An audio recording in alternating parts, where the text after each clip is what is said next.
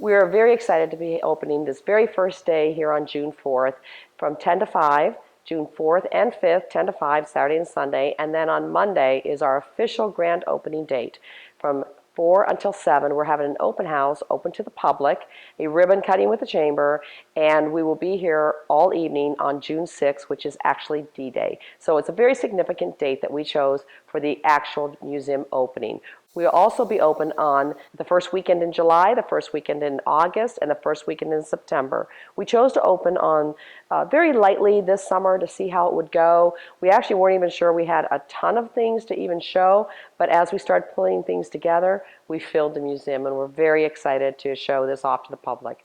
The donations have come from all over the country. People kept personal, articles in their homes.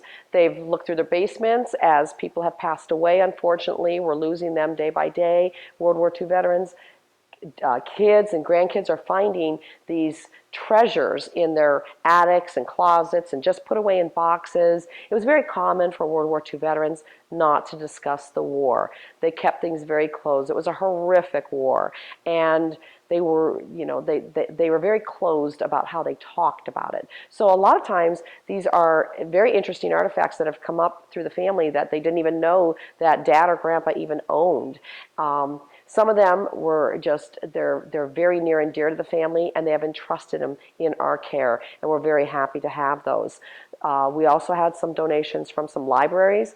The Ashtabula County and the Geneva Library gave us some wonderful donations of posters, authentic posters that depict what the general public was feeling that day in the 1940s. So very exciting items that have come forward. Karen Kennedy came forward as a volunteer and helped to organize the museum for us. She put everything that we had in boxes and set aside and put them in vignettes. We have vignettes of German items, of uniforms, of the posters, of parachute silk.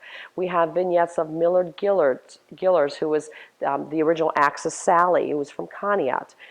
Vignettes, how-to books, magazines, newspapers of the era.